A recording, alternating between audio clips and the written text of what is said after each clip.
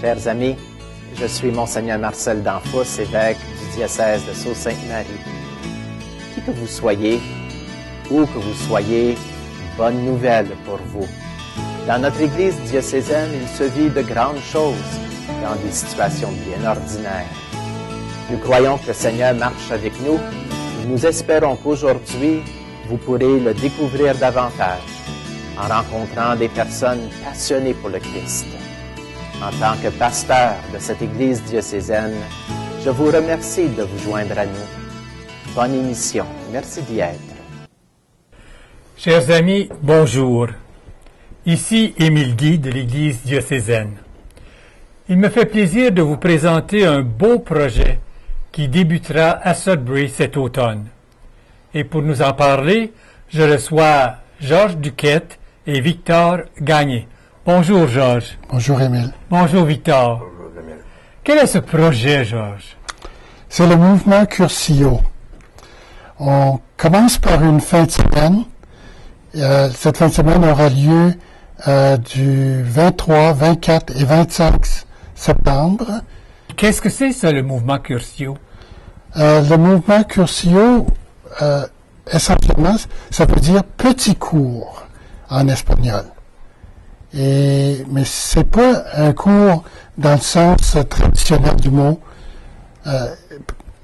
C'est essentiellement l'expérience du christianisme. Quels sont les objectifs? Bien, avant d'aller aux objectifs, j'aimerais parler un petit peu du fait que c'est pas juste la fin de semaine qui a lieu, mais ensuite il y a un suivi à cette fin de semaine-là. Et le suivi se fait dans le sens que les gens vont continuer à se rencontrer, les gens vont continuer à partager, puis ensemble, là, ils vont s'aider à influencer leur milieu et à force de leur témoignage. Et à cette fin, les objectifs, il y a deux séries d'objectifs. Il y a les objectifs pour la fin de semaine elle-même et les objectifs pour ce qui vient après. La fin de semaine elle-même, les objectifs sont les suivants. À travers les personnes qui les entourent, les participantes et participants apprendront à mieux se connaître soi-même. À travers la présence et l'amour de Jésus-Christ au milieu d'eux, ils apprennent à connaître Dieu. Et à travers une communauté aimante et accueillante, ils apprennent à accueillir les autres. Donc ça, ce sont les objectifs pour la fin de semaine. Une fois la fin de semaine est terminée, c'est supposé de se continuer. Les gens s'engagent et vivent leur foi en communauté. Ils rendent le monde ainsi plus accueillant et meilleur, et ils reflètent davantage l'amour que Dieu a pour tous les enfants. Comme tu sais, Émile, Dieu aime jusqu'à la croix chacune et chacun d'entre nous. Et tu as parlé de rencontre avec soi, rencontre avec Dieu, rencontre avec les autres. Ça me fait penser au temps du Père Perron qui parlait de R cube. Alors les jeunes, dans ce temps-là, avec le Père Perron, avaient des rencontres R cube. Et par la suite, il y a eu d'autres mouvements qui ressemblaient à ça. La rencontre, Marriage Encounter. Alors, Curcio, c'est de la même famille que tous ces groupes-là. Curcio, de ce que je comprends, moi, c'était ce qui a commencé tout ça.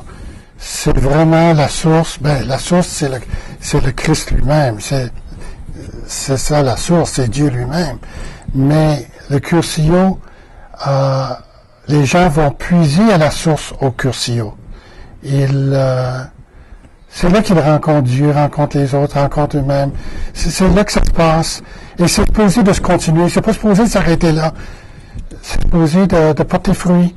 Et moi, dans mon vécu, c'est ça que j'ai vécu, c'est que les gens qui ont vécu ce Curcio-là, ils vont plus loin et ils portent fruit.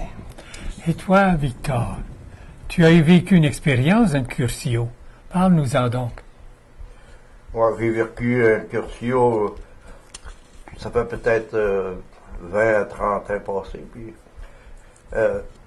de voir des gens qui avaient vécu le Curcio, ça m'a donné le goût d'aller vivre cette rencontre de fin de semaine. Oui.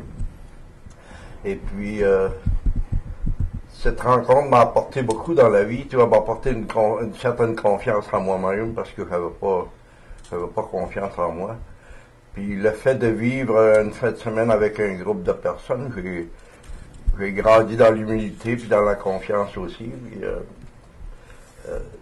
ça a été très, très, très productif pour moi et pour ça m'a aidé à m'impliquer dans l'Église, dans ma communauté, dans ma paroisse. Et ça m'a donné, comme je dis, une certaine confiance en moi-même. Le mouvement Curcio,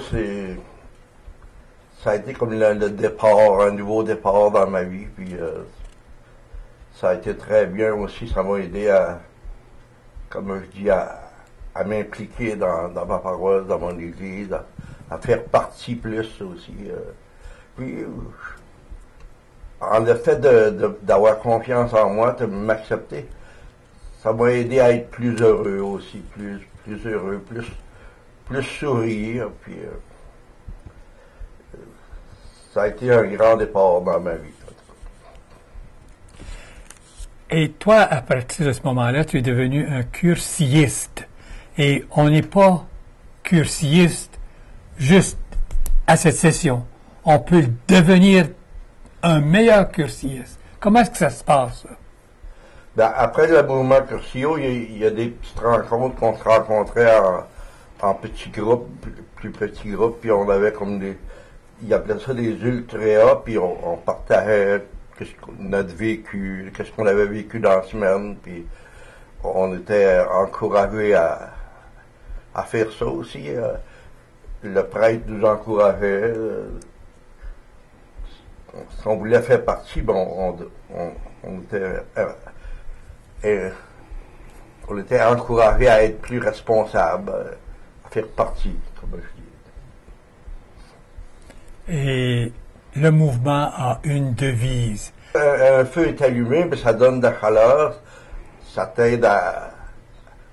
Quand un feu est mort, c'est endormant, c'est mourant, c'est pas motivant. Parce que quand un feu il est allumé, il est chaud, ça réchauffe, ça nous donne le goût d'aller vers les autres, d'apporter aux autres quelque chose. Tandis qu'un feu mort, c'est porté à nous faire mourir aussi. Ça nous endort, comme Jésus, il est la flamme de notre vie, il nous aide à être vivants, à apporter aux autres. C'est en donnant qu'on reçoit, puis c'est en apportant aux autres qu'on reçoit nous autres-mêmes. On grandit beaucoup aussi. Des fois, c'est demandant de donner aux autres, mais c'est là qu'on grandit le plus. Et moi, je vais la lire, la devise. Écoute bien. C'est un feu que je suis venu apporter sur la terre, et comme je voudrais qu'il soit déjà allumé. Ça, c'est ça que Jésus a dit, et la devise des cursiistes a été prise d'une parole qui est tirée de l'Évangile de Luc, au chapitre 12, verset 49. Alors, c'est un feu que je suis venu apporter sur la terre, et comme je voudrais qu'il soit déjà allumé. Et toi, tu nous as expliqué cette devise-là, et tu l'as très bien expliqué, Victor, en tes propres mots. C'est ça que c'est. Maintenant, parle-nous du logo. C'est un dessin, ça, le logo. Ouais, le logo, c'est un rond, puis il y a... Et ça représente quoi, ça, ce rond-là? Le rond, ça représente la terre, puis la noirceur du rond, ça représente les ténèbres. Puis nous autres, on est la lumière dans ces ténèbres-là. La lumière, c'est le Dieu qui nous habite, c'est Jésus qui nous habite, puis on est la lumière du monde pour apporter aux autres la lumière. C'est Jésus qui est la lumière, mais il est en chacun de nous, on apporte aux autres la lumière. Puis, et c'est représenté par si on regarde bien sur le logo, on voit une croix. Le logo, c'est une croix. On voit la croix, c'est le Christ, Jésus est représenté par la croix. Et là, on voit aussi, il y a une flamme. Une flamme, ouais. Il y a un feu aussi, ouais.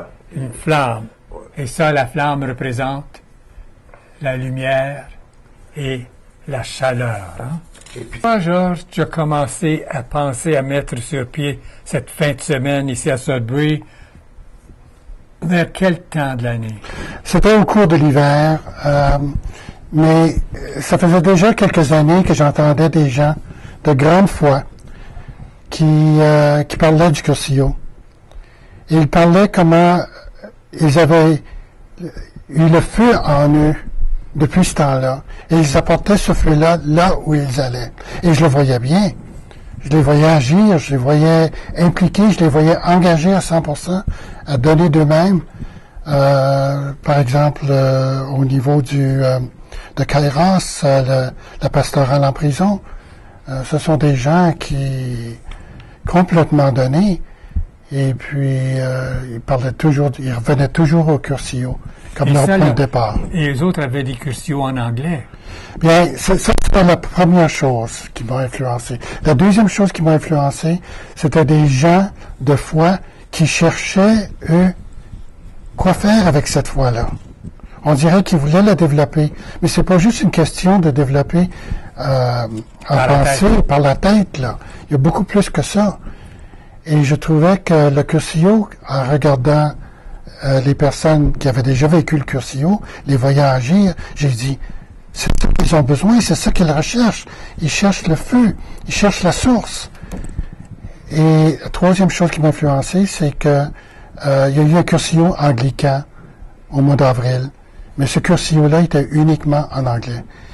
Vous savez, le cursillo, ce sont les catholiques qui l'ont commencé, mais les autres religions chrétiennes, ils ont vu les fruits, ils ont vu les bienfaits, puis eux autres aussi font leur cursillo maintenant. Et il y en a d'autres depuis 44. Ça a débuté en 44. Et ça s'est développé depuis 44. Bien, oui, il y a eu beaucoup de cursillo durant ce temps-là.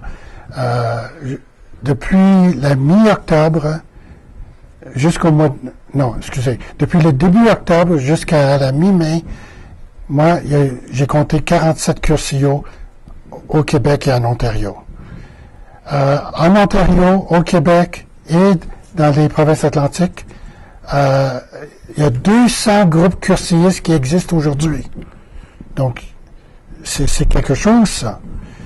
Et enfin, le cursillo existe dans plus de 60 pays, sur 5 continents, dans 1500 diocèses. Donc, oui, c'est... donc, c'est pour ça, Sudbury a déjà eu le cursillo. Il y a déjà eu des cursillos à Sudbury. Mais on dirait que avec le temps, ça n'existe plus. Et je trouve ça important que ça revienne. Je pense que nous avons besoin de ça. Et pour cette fin de semaine-ci, qui va animer? Les deux aumôniers seront l'abbé Gilles Barry, qui est l'aumônier du Cursillo national, francophone. Et le père Ronan Perron, de l'Université de Sudbury, qui demeure à la Villa Loyola, sera également là comme aumônier, deuxième aumônier. Jean-Claude et Hélène Legault dirigeront la fin de semaine. Ils demeurent à Oshawa. Ils sont responsables au Cursillo national pour notre région. Donc, j'ai eu la chance de parler avec Jean-Claude et ce sont des gens très engagés, dynamiques, qui vont faire un travail incroyable, je le sais. Ensuite, il va y avoir 8 personnes qui vont faire des présentations et des témoignages, des partages et des témoignages. 5 de ces personnes-là vont venir du Cursillo national, mais 3 personnes vont être de chez nous. Donc, c'est ça essentiellement l'équipe. Tu m'as parlé de Jean-Claude. Je pense qu'avant l'émission, tu m'annonçais une nouvelle à son sujet. Ah, c'est sans doute le fait que nous recevons beaucoup de support du Cursillo national qui appuie notre projet. À une de leurs rencontres, ils ont passé le chapeau, ils ont ramassé 450 $ autour de ça pour l'avenir de notre Cursillo après la fin de semaine. Alors j'ai trouvé ça ça a été très touchant. Puis ensuite, je viens d'apprendre maintenant qu'ils ont envoyé une lettre à tous les Cursillos, les 200 Cursillos, pour informer du Cursillo qui va avoir lieu ici et en les invitant contribuer un petit peu à 10 $ pour l'avenir de ce Cursillo-là. Donc, oui, les gens là-bas sont très emballés. Ils ont hâte de venir. Ils ont hâte de faire une différence. Il va y avoir une variété, une diversité de partage. Ça va être très enrichissant. Très touchant, je pense. Mais qui peut s'inscrire à un Cursillo? Tout le monde est bienvenu. Même les femmes? Bien oui, tout le monde est bienvenu. Ah, parce que je pensais qu'à un moment donné, il y avait des Cursillos seulement pour les femmes ou seulement pour les hommes. Ils ont des Cursillos. Ils ont des Cursillos uniquement pour des jeunes, uniquement pour des femmes, uniquement pour des adolescents. Mais parce que c'est un premier Cursillo, on aimerait l'ouvrir à tout le monde. Évidemment, il faut quand même avoir, je pense, un certain âge pour profiter pleinement de ce Cursillo-là, mais tout le monde est bienvenu. Même si j'ai 19 ans? Moi, j'encourage particulièrement les gens qui entre 20 et 50 ans à s'inscrire, parce que nous avons besoin de gens pour continuer à porter la flamme, porter le flambeau, à être disciple du Christ et à le servir. Que ça passe aux plus jeunes, c'est leur christianisme aussi. Le Christ est là pour tous. C'est l'avenir. C'est l'avenir. C'est l'avenir. Ouais. Alors pourquoi je te posais la question, c'est que nous sommes 3 hommes ici pour parler du Cursillo. Alors ça pourrait porter à penser que c'est rien que pour les hommes. Mais non, les femmes aussi sont invitées à cette rencontre à l'automne. Hein? Absolument. Et donne-nous les détails de l'inscription. Bien, grâce à une subvention du diocèse, et je remercie beaucoup le diocèse pour cette subvention-là, le prix maintenant est rendu à 184 $ pour la fin de semaine, toute la fin de semaine, le vendredi soir, toute la journée le samedi, le dimanche jusqu'à vers 4 heures. Ça comprend 2 nuits à la Villa Loyola, ça comprend 5 repas, ça comprend 5 collations, ça comprend une nourriture abondante sur le plan spirituel. Alors, 184 $ pour tout ça, et c'est avec un minimum de 50 $ de dépôt. Lors de l'inscription. Lors de l'inscription. Quand quelqu'un s'inscrit, on demande qu'il dépose 50 $. C'est ça. Pour qu'on soit certain qu'il vienne. Les formulaires d'inscription et de l'information sur le Cursillo sont disponibles à la paroisse Saint-Anne-des-Pins. Et on laisse le formulaire d'inscription avec le dépôt à la paroisse, à la secrétaire, à la paroisse Saint-Anne-des-Pins. Moi, je peux aussi envoyer les formulaires et les informations par courriel. Alors, si vos téléspectateurs ont la chance de voir mon adresse de courriel à la télévision. Donne donc l'adresse encore. C'est Canadets, CANADETS, @hotmail.com. Et est-ce qu'on peut communiquer? On répète ton adresse de courriel. Canadets, CANADETS, @hotmail.com. On peut aussi communiquer avec l'épouse de Victor, Monette Gagné. Le numéro de téléphone est en 705-673-1105. Répète-nous donc ça, ce numéro de téléphone-là, Victor. 705-673-1105. Et son nom est Monette. Puis j'ai même vu le formulaire d'inscription, puis un document à ma paroisse. Alors, est-ce que les gens peuvent s'informer auprès des paroisses?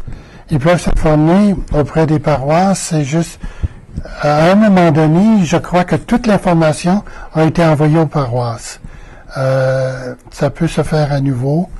Si la paroisse ne peut pas répondre, à ce moment-là, communiquez avec nous. Avec ces numéros, cette adresse. C'est ça. Et ils auront certainement tous les renseignements dont ils ont besoin. Exactement. Il vous faut un minimum de candidats. Hein?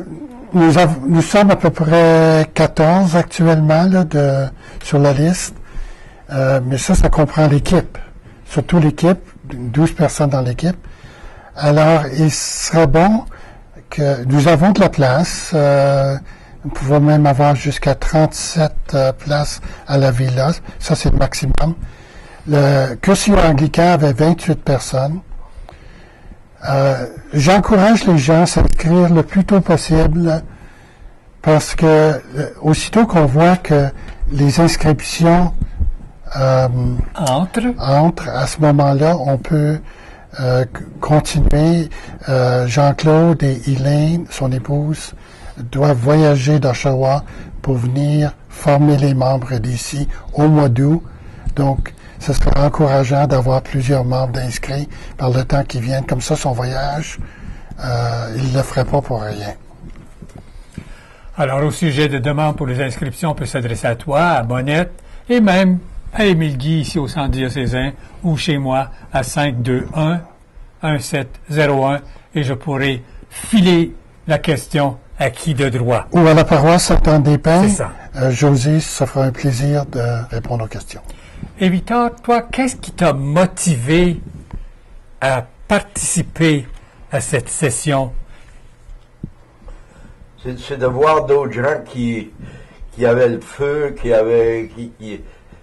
étaient heureux, qui avaient des beaux sourires, puis qui disaient que le Cursillo, ça les avait permis de rayonner, de mieux vivre, d'être plus heureux et de s'impliquer aussi dans leur paroisse. C'est de voir les autres gens qui m'ont motivé à vouloir vivre un Cursillo, moi aussi. As-tu quelque chose d'autre à ajouter pour les intéresser à venir? Je vous encourage à venir à cette fin de semaine, à vous faire plaisir, à vous donner, à vous faire ce cadeau qui va motiver votre vie, qui va vous rendre plus heureux, qui va vous donner le goût de vivre que vous n'aviez peut-être probablement pas avant. Bienvenue tout le monde. Et en parlant de ce que nous venons de discuter, est-ce qu'il y a quelque chose que tu aimerais dire aux gens, toi, Georges, pour les encourager à venir? Je pense que si vous êtes chrétien et vous aimeriez vivre davantage votre christianisme de façon à produire des fruits, je pense que c'est ça l'objectif ultime, c'est de produire des fruits. Je pense que une fin de semaine Cursillo permet aux gens de vraiment vivre quelque chose de spécial ensemble, avec la présence de Dieu au centre du groupe. Et ça va produire des résultats. Je suis très confiant que ça va produire des résultats.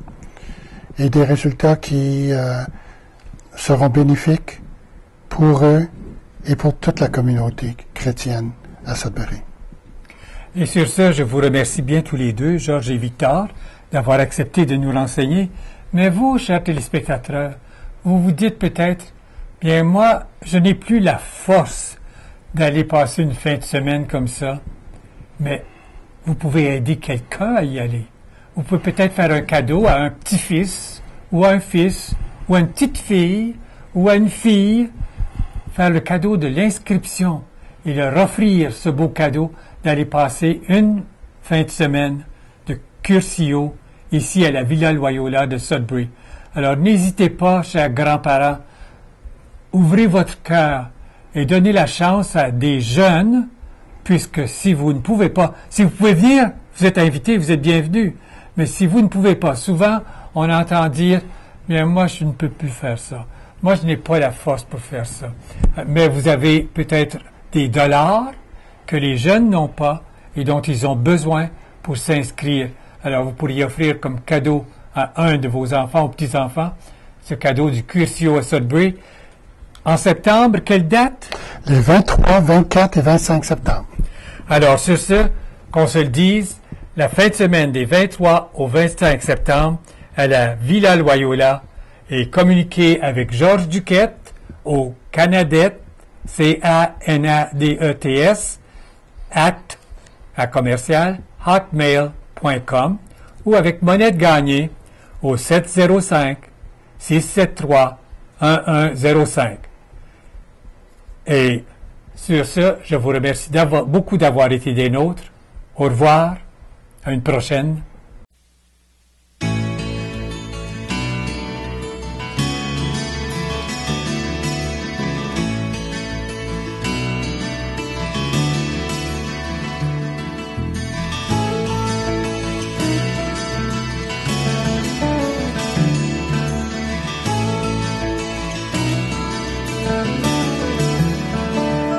Tous ensemble, il me semble, on pourrait chanter.